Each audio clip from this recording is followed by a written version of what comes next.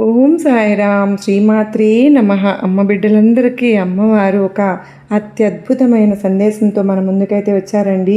ఒక యువతి ఒక రాజభవనంలో రాణి గదిని శుభ్రం చేసే పని చేసేది.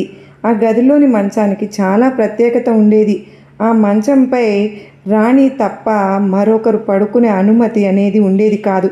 యువతి ప్రతిరోజు ఆ మంచాన్ని సర్ది ఆ గదిని పూలతో అలంకరించి వెళ్ళిపోయేది.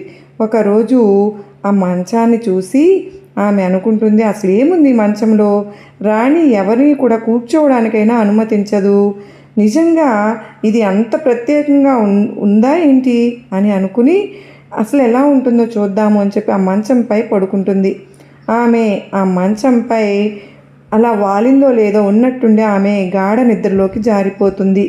కాసేపటికి రాణి ఆ గదిలోకి వచ్చినప్పుడు యువతి ఆ మంచంపై పడుకొని ఉండడం చూసి ఆమె తన కోపాన్ని నియంత్రించుకోలేకపోతుంది.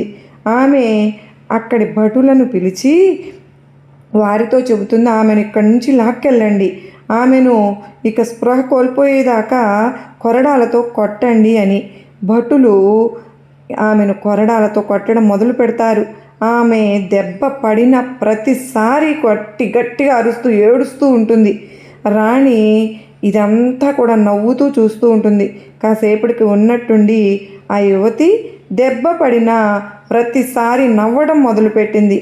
రాణితో పాటు అక్కడున్న వాళ్ళంతా ఆశ్చర్యంగా చూస్తూ ఉంటారు.